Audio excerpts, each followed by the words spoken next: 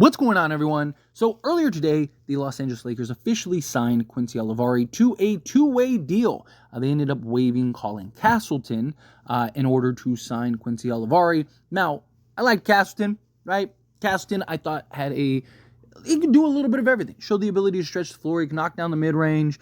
He's actually really good at surveying the floor and making plays out of the post. Problem is, he just plays incredibly small. I know he's, 6'10", 6'11", 250, but he might as well be 5'10", 5'11", 150. I mean, the guy is probably best suited as a power forward rather than a center, kind of like, like a Christian Wood, right? Where, although Christian Wood, I think, plays even bigger than Caston, but kind of the idea of like, Christian Wood is probably best at the 4, but can play 5 on occasion. Kind of what I look at Colin Castleton. As always, I'm rooting for his success, rooting for the best. I always want to see these people succeed. You never want to see somebody out of the league or fail or anything like that. So, if he can find a home and a place elsewhere, great. That'd be great to see. And hopefully he can kind of, blossom into the player that we all had hope for him to do. But in the meantime, Quincy Olivari is on the Lakers, and I am pumped. I'm excited. He was spectacular in the not limited role last game, but limited action up before last game through Summer League as well as preseason, and then he got the real opportunity to show and display what was he really capable of doing, and he ended up in 39 minutes going 8 of 16, 5 of 9 from 3, 22 points, 7 rebounds, 2 assists, showed the defensive ability to picking up 94 feet. You love to see it.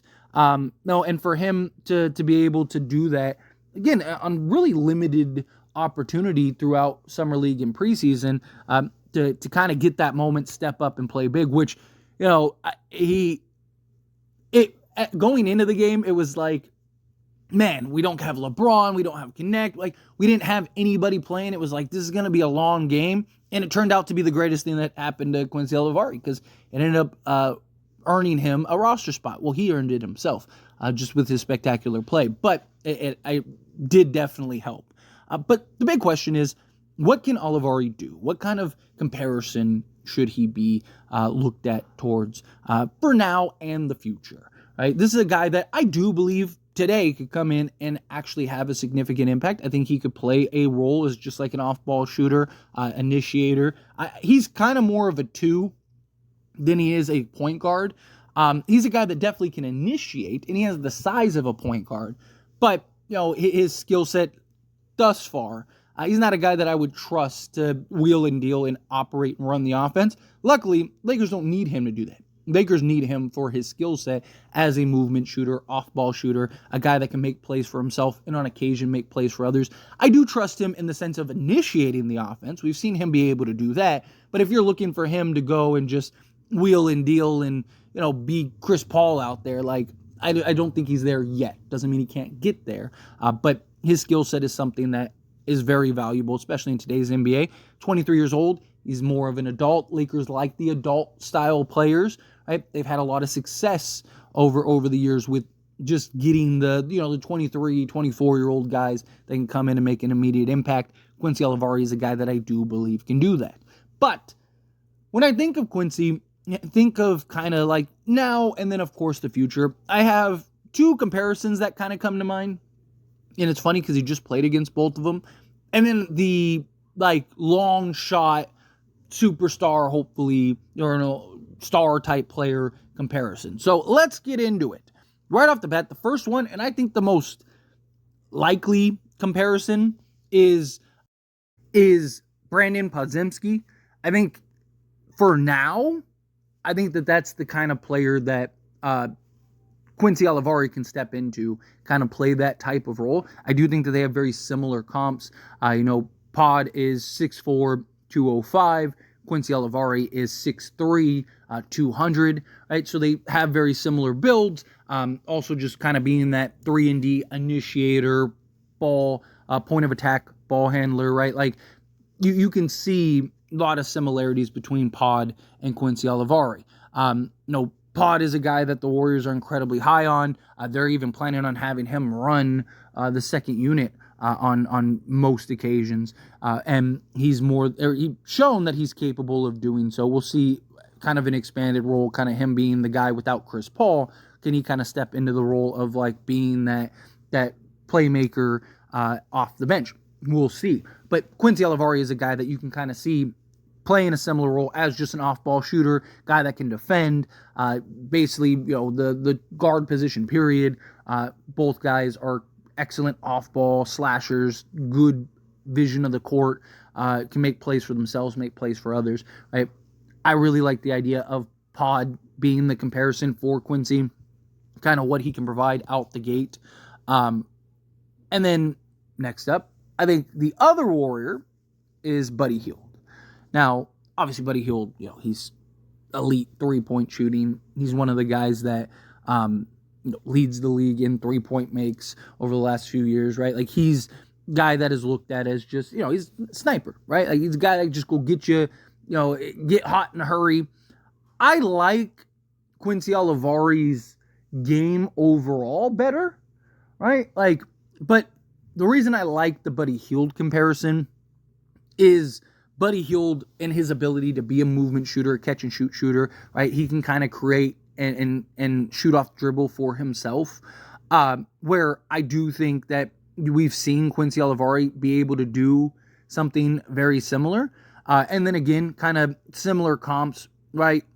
Quincy being 6'4", or Quincy being 6'3", 200. And then you got a Buddy Hield who is 6'4", like 220, 215, right? Quincy, if he could put on a little more meat, then yeah, definitely could be kind of the body structure, the body type of a Buddy Hield. But I also think Quincy does some things better, such as, being that point of attack, again, guy that can defend either guard position. Buddy Hield really isn't this great, stellar defensive guy.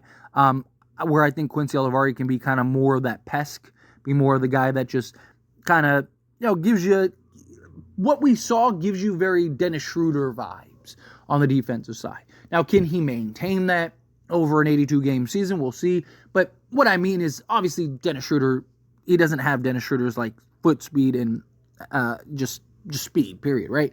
But Quincy just kind of being that pest, relentless on the defensive side of things, picking up, 94 feet, like those kind of things. I like that better. I also think Quincy has a better feel for just getting to his spots and elevating over the top. You saw a little floater. You saw that. Like, where Buddy Hield, yes, he can kind of create for himself at times. We've seen him kind of put the ball on the deck, operate, knock down the mid-range. But he's sort of evolved into just solely that three-point guy where he's just playing off ball. You're not asking him to do too much with the ball, right? Where I think Quincy gives you more options as far as like being able to make plays as well as playing on ball, play off ball, and then also the defensive side of things. But Buddy Hield kind of was the guy that came to mind because of Quincy's shooting and the way that he was shooting his shots, right? Was very Buddy Hield-esque. So I do like that comparison. So kind of like a better defensive Buddy Hield is what I could see Quincy Olivari being. Now, obviously, will he be able to be the volume maker that Buddy Hield is? We'll see. Time will tell. But I definitely think sky's the limit again for Olivari. Now, the sort of star comparison. And I really actually like this. Obviously, again, this is the best case scenario. But Jaylen Brunson, right? Like, you look at Jaylen Brunson. Jaylen Brunson's a point guard, but he's kind of more of a two guard. He's just an undersized two guard, right? Like, he's 6'2", as opposed to, being like 6'6" or something like that at the two guard position. So he's undersized. But you look at Jaylen Brunson, he's 6'2", 190. Quincy Olivari is 6'3", 200. So he's got slightly more height. He's got a little better just weight behind him, a little better lower center of gravity, but they have very similar builds. And watching Quincy, they actually move very similar. Right? Like, you watch how Brunson plays. Obviously, Quincy isn't to that level yet. Jaylen Brunson has really emerged into that just bucket getter. But you saw the things that Quincy could do. Right? That little floater, right? It's almost like a push floater Jaylen Brunson does. Right? His ability to shoot off the dribble, off the bounce, and we saw him be able to get into the teeth of the defense.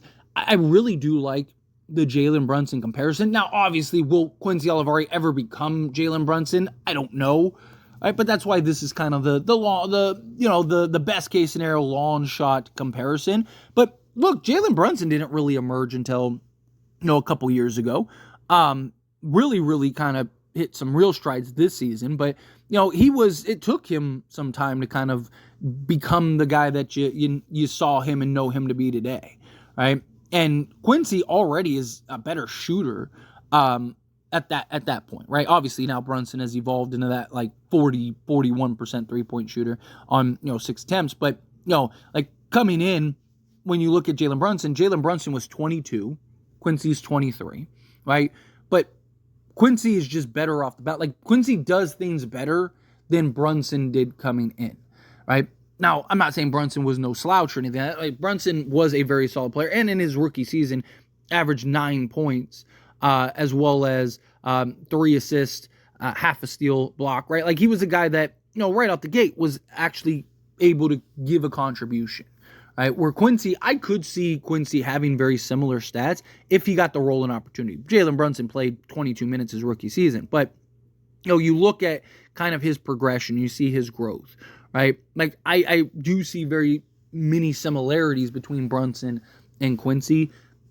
Want to be clear, this is just like a best case scenario. I'm not saying don't panic, don't be like, oh my gosh, how could you even say, like, no, I do. You look at their games, especially when they came into the league, Quincy does have a leg up on certain aspects of the game than Brunson, but Brunson has really been able to emerge with the role and opportunity, right? So can Quincy kind of do something similar? I mean, look, if Quincy can become half of what Jaylen Brunson is, or even like a quarter of what Jaylen Brunson is, right? Like that would be fantastic, right? A guy that just go get buckets off the bench, even like a Malik Monk-esque type guy, right? Like, it doesn't even have to necessarily be to the scale of Jaylen Brunson, right? Obviously, if you can, that's beautiful. Now you have like a 30-point-a-game scorer. But, I also like Quincy better defensively. Again, like Jaylen Brunson is a bit of a liability defensively.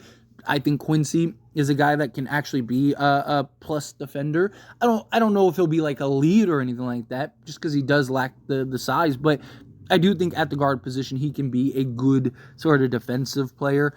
Another kind of, now that I'm kind of talking through this, another kind of comparison that I like that comes to mind is like Kyle Lowry, right? Like think of, not now Kyle Lowry, but think of like, younger Kyle Lowry, like Toronto Kyle Lowry, right?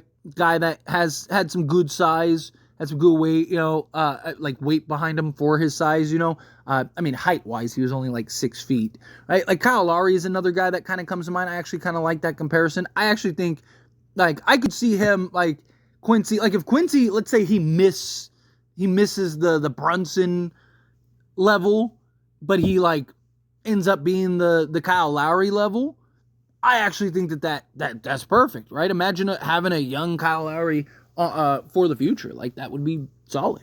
But, really got to credit Quincy because he earned this.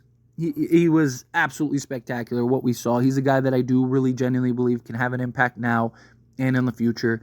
He's got a good head on his shoulders, and he seems like a guy that is going to work hard and really, he has his moment, right? Sees it, capitalize on it. I wouldn't be shocked if he's on the main roster at some point this season, right? On the two-way, it's kind of tough, and then also with just who's, where do you slot him in right now with all the guards we have? But I can see the Lakers pulling off some trade at some point and Quincy actually getting a real opportunity, and that would be fantastic, especially as just like a scorer, shooter off the bench, especially the Lakers bench scoring. Is a bit of concern outside of like Christine Connect. Obviously, when Christian Wood gets back, I think that'll help tremendously. But if you can get a Quincy, right, and have like Quincy, Max, and Connect, and just let the young guys go and get buckets off the bench, like that could go a long way. But anyway, as always, this is a discussion. Pass question on you. Let me know your thoughts and opinions down in the comments below. What do you think? How do you feel with your thoughts? Do you agree with the comparisons? Do you disagree with the comparisons? Are you kind of in the middle of the comparisons? However you feel, whatever your thoughts are, I love to hear it. So let me know down in the comments below. That being said, if you haven't liked this video, hit that like button. Helps me a lot. Helps me enjoy these types of videos. Truly appreciate it. Not subscribe to the channel, hit that subscribe button. Turn on the bell notifications. Appreciate y'all. See you in the next one. Thank you.